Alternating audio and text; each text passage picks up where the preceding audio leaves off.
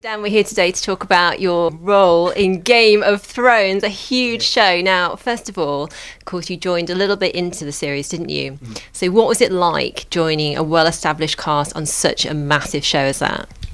Absolutely terrifying. In a sort of short sentence, yeah, it was terrifying, but at the same time, you know, it's a challenge, and that's what I think our business is about. It was great fun. I was nervous a lot because people had had a chance during the first series and throughout the second series to get to know each other and get to know how they work well together, and I didn't really have any time to do that. I was thrown in at the deep end with a lot of quite high octane action stuff to do and not a lot of time to chat, so it was quite nerve-wracking, but we seemed to pull it off, so it doesn't worry me so much anymore. Now, talking about that high octane action, how do you get yourself ready for stuff like that, mentally, physically, every way? Push-ups. Push-ups. Angry death metal. Lots and lots of drum music. I don't know. I just sort of read the script and that's it. I'm not the usual kind of stuff. Yeah, push-ups help actually. A lot of sort of exercise, get the blood flowing, get the adrenaline up, go and stand on a high ledge and look down. I don't know, that kind of stuff. Get yourself pumped up in all ways for it. Up whichever way you can. Mine are the sort of classical ways, but everybody has their own technique, I suppose. Yeah. Now tell me a little bit about getting into that character of Podrick Payne, because obviously you've got the books, which I know you've read some of, haven't you, as well, so you've got that, but outside the books as well, how do you kind of get into the mentality of the character and how you portray him on screen? To start with, it was just reading what was on the page, and the start of the stuff I shot there wasn't much to it. It was quite subtle, whatever. But as the more detailed stuff happened, really I just spoke to David and Dan, and I spoke to Peter because he's who I work with most of all. Chatted about what we thought the scene was about and where it was going. Tried several things out, and then, you know, now when we went back to shoot series 3, I certainly found it far easier and far more natural because I'd already had a successful season last year, so I felt that especially Peter and Jerome and myself, who worked together quite a lot, we just sort of bounced off each other, and there wasn't any hassle. It was just fun. And of course you mentioned Peter there, because you're squire to his character, aren't you, in the show, and also Jerome Flynn there, who plays Bronn. What's it like working with those guys? What are they like when they're offset? What are they like when they're working? What's it like? I won't say too much about what they're like when they're offset. They're great guys, the pair of them. Peter is just as witty and just as clever and funny as Tyrion is. He's a lovely bloke, and the same with Jerome. Jerome is a great bloke. The pair of them were just really welcoming to me, which not every actor or group of actors would have done, with a young guy coming in with two older guys who had already worked together successfully for a wee while, and then I was sort of thrown into the mix, and they were just so happy for me to be there, and we're just pals now. We're just friends. It's like we always go out for dinner, or we go out for a few drinks or whatever, and it's become, I suppose the relationship has become more natural because it's now like that. We are quite close when we're on set. We spend quite a lot of time with each other when we're on set, and even when we're off we go out and do things, so they made it as easy as they could for me, which I'm very grateful for. And you mentioned that, of course, you're a young actor. This is one of your first really, really big roles, isn't it? You know, you're out there at a huge show with lots of great actors in there. What do you gain, do you feel, for yourself as an actor working with people like Peter and Jerome? I've improved. I don't know how much, but having to match what they're doing, or having to try to match what they're doing on screen is just... I remember the first scene I shot, I had hardly anything to do. I think it was in series 2 when Janos Slint is exiled or whatever, and I just watched, because I was off for most of the scene, and I just watched what the pair of them were doing, and couldn't believe that so much could be done with eyes, eye contact, faces, just hardly anything, but they were putting across so much. And you know, I've just tried to sort of mirror what they've done and use what they've taught me. And yeah, I think I have improved quite a lot since working with them, and it's the same with working with any experienced actors, that you learn far more from them than you ever really could from any book or anything like that, because you're just doing it. And what are you enjoying about playing Podrick in particular? What things kind of do you think, oh yeah, that's a really good part of that role? I'm not used to playing nervous or quiet or anything like that. I'm quite the opposite usually. So it's nice to experiment with whatever's going on behind the eyes and just wee things, because it's something I really had never done before at all. I'd always been the other end of the spectrum, and you know, having what is a quite a big opportunity, doing something that you're not used to doing, it's just been great fun. It's just been, you know, a completely new road to go down, and I've loved it. I've loved it because, you know, if this is what people get to know me for, and this is what I was least comfortable doing, you know, I'm hoping it's going to be quite a good sign. And what do you think audiences are enjoying about Podrick in particular? I think they just, I think a lot of people think he's quite cute. Don't ask me. But yeah, I think people just like how innocent he is, and how a lot of the time he appears to not really have a clue about what's going on. And he's got that whole stuttering side. He comes in, he spills wine, he does that, but at the end of the series he saves the big man's life.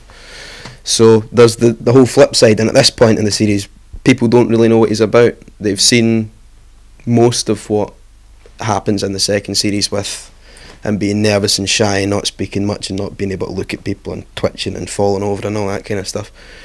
And then he has the hero moment. He has a huge moment where he saves one of the central characters, and that's really how you leave him in the second series. So at this point he's a bit of an enigma to people that haven't read the books and whatever. So I think people are quite interested in what's to come, and I think they also like the massive flip that he seems to have in his personality, that, you know, if somebody that he cares about is in danger,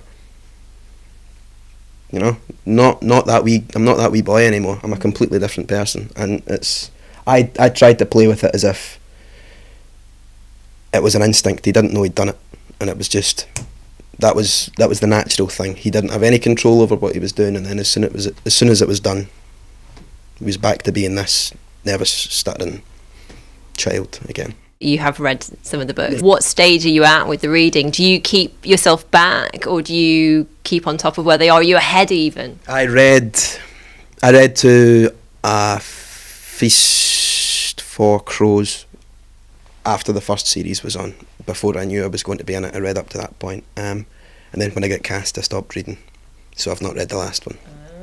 So it's just as exciting for you then as it is for the audience. Yeah, I'd rather not read anymore until if the show goes that far. We were past that point to see if, because who knows if it'll end up the same. Who knows what changes will happen.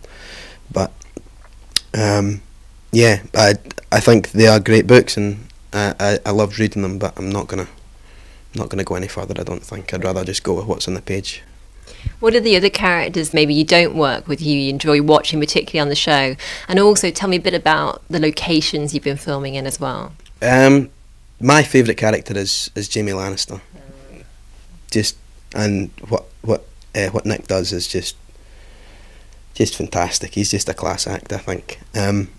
Reading the books, I wasn't really interested in Theon, but seeing what Alf did with it in the second series, I just thought his energy was incredible. It was just so compelling to watch. And Conleth, who plays Varys, just great, and he's great fun to work with on set. He's always a good laugh. Yeah, very, very funny, very good guy. But it's just lovely to have the opportunity to sort of rub shoulders and work with these guys, because you pick up something new every time you leave the set. Location wise, I got to go to Croatia this year to film, which was just incredible. We filmed at I cannot remember the name of it, some arboretum. I think it's the Tristano Arboretum in Dubrovnik, which is just a huge garden of tropical flowers, and oh, it was just incredible. We shot there for a few days, and I also shot at Fort St Lawrence, which was closed for the day. We just had free run of this ancient castle, which sort of took my breath away a bit, because there's on the battlements you can look out onto the sea and see nothing for as long as you can see, and it was just, I think that's what helps the show develop, is the fact that they seem to find these locations that look mythical. They look like they shouldn't belong on Earth. They shouldn't belong on, you know, the place that has airports and hotels and whatever. They look like there should be dragons flying about, you know. You said you're very different, obviously, in real life, and the kind of characters you played to Podrick before. But how do you think, if you had to step into his world tomorrow, how do you think you'd fare? As a squire? Oh.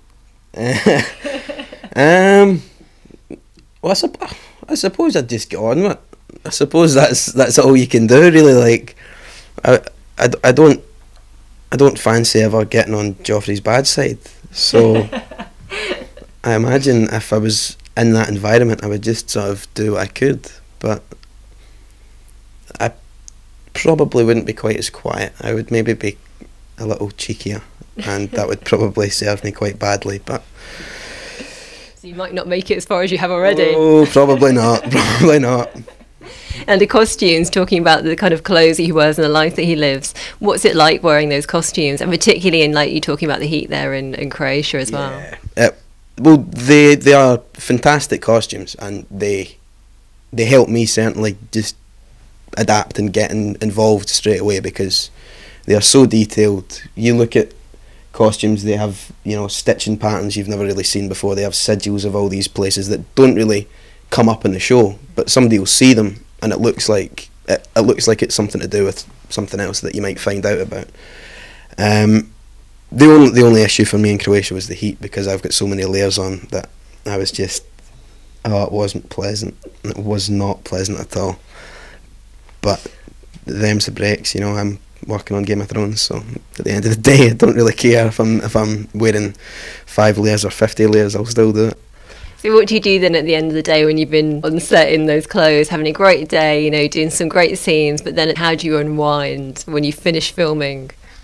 Warm glass of milk and I go to bed straight away. Now, really? In Croatia we swam quite a lot, and we ate a lot.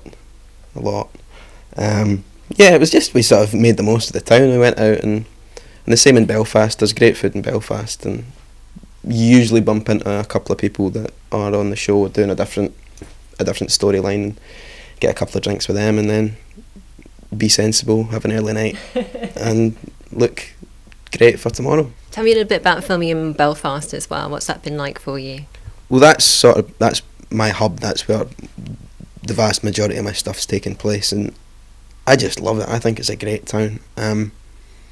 We sort of stay quite central and go to the same places quite a lot, but it's very like Glasgow, and that's where I was born. It's like on a grid. It's the same kind of people are there. I love it. I love the energy. I love the vibe. I just think it's a great town. Great food, great drink, nice people. What more do you want? No, hopefully you're going to be in the show for very much longer. Obviously, we're all hoping that. What do you think fans are going to be surprised by, or can they look forward to in the future from the show, whether they've read the books or not? More of the same, but just exactly what people are wanting, really. That's all I can say. This last year has been pretty exciting, and we're all really hoping that it's going to continue success, because it's a happy show. Everybody loves working on it. It's doing well. It's well written. It's just beautifully put together. Very well acted. So yeah, we're just hoping that you guys enjoy watching it as much as we've enjoyed making it. And you're looking forward yourself to kind of reading more of the books as well as you kind of progress with the show? I am looking forward to getting to the stage where I feel comfortable reading the books. I don't want to skip ahead any further. I'm looking forward to that stage. But I don't know. I don't know by that point. Who knows? Who knows where I'll be in the show? Who knows what might be happening? So. And in future, after Game of Thrones, after it eventually finishes in the many, many, many seasons' times, what would you like to be doing? I'll probably retire. Yeah. Probably be quite old by then, won't you? Easy, yeah. I'll just warm glass of milk, go to bed. No, I would just. I'm not somebody who's hell bent on going to Hollywood. Yes, I am. I would just like to keep working on good things with good people.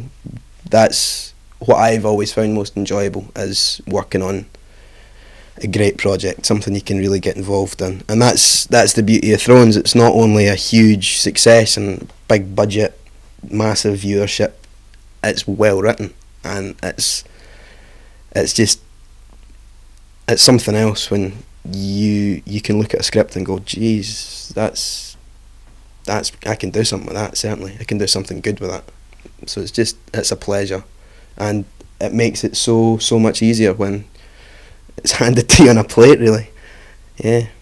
We look forward to lots more seasons of Game of Thrones and seeing what you're doing after that as well. Cheers.